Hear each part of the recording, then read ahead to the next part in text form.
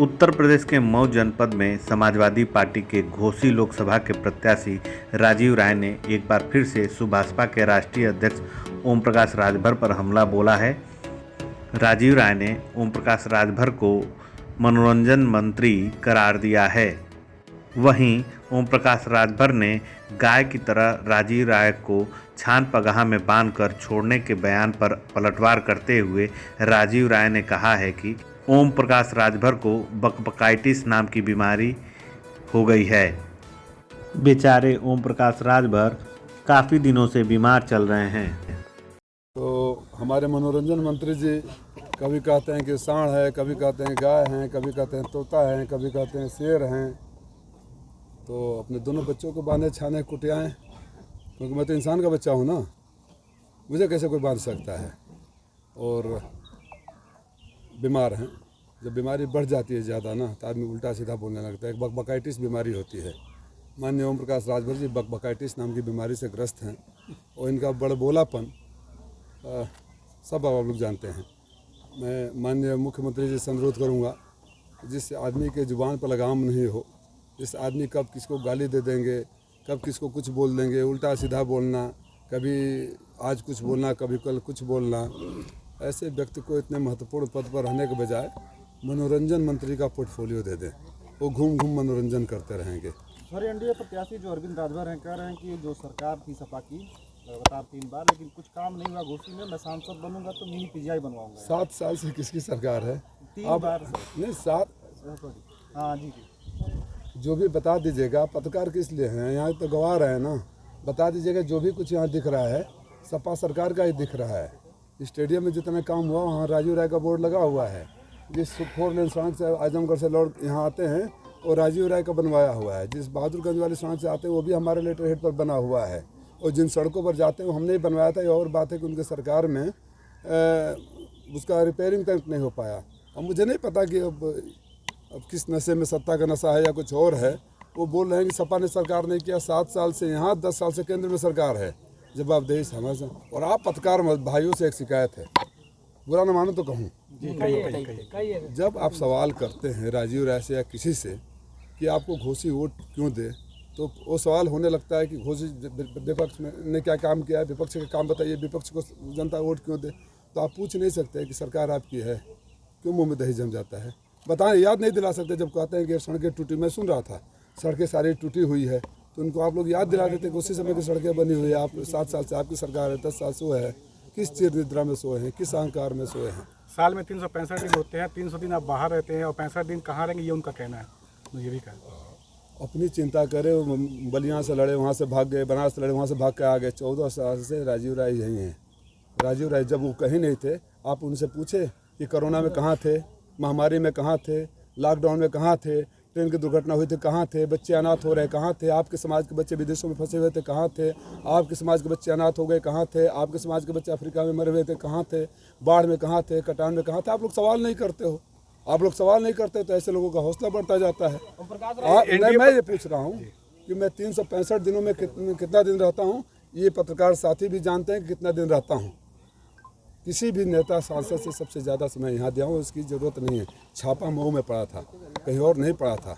मैं उनसे पूछना चाहता हूँ, घोसी के लोगों, आप सवाल करो जहाँ भी जाए, पकड़ लो इन बाप बेटा को और पूछो कि इन सब मुसीबतें से जब झेल रही थी जनता यहाँ के घोसी के, तो आप लोग कहाँ थे?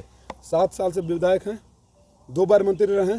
उस खड़ंजे का नाम बता दे जो खड़ंजा बनाए हो।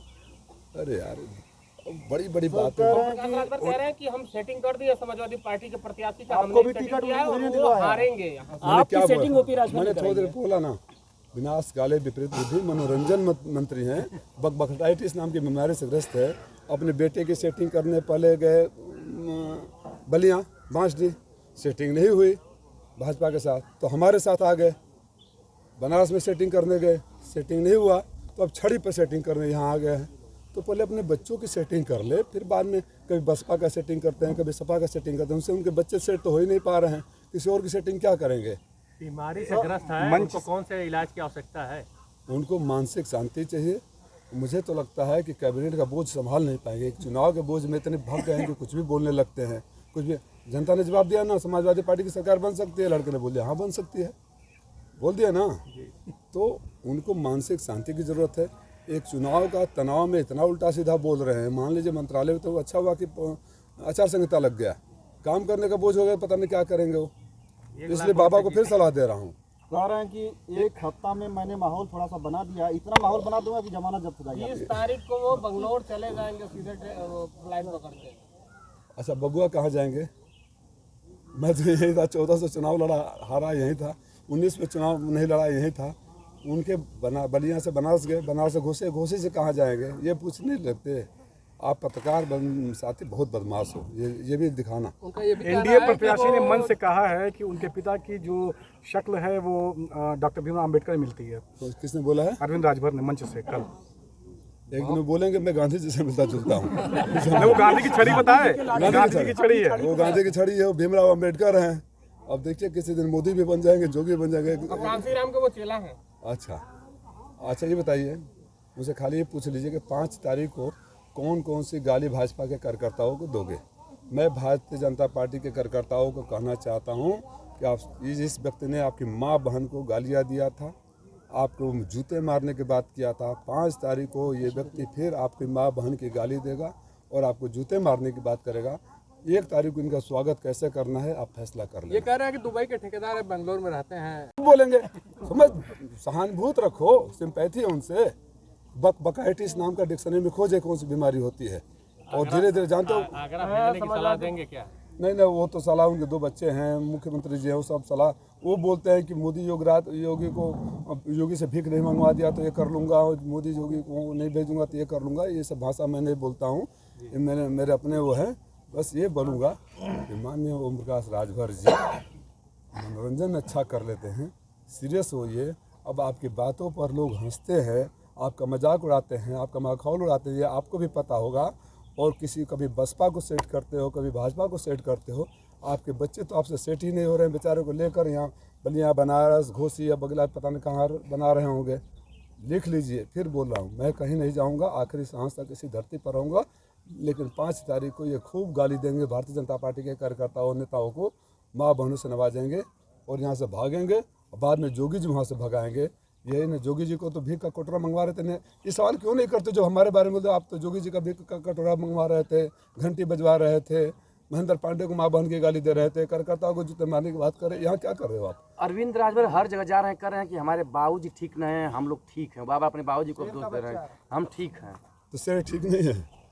शेर ठीक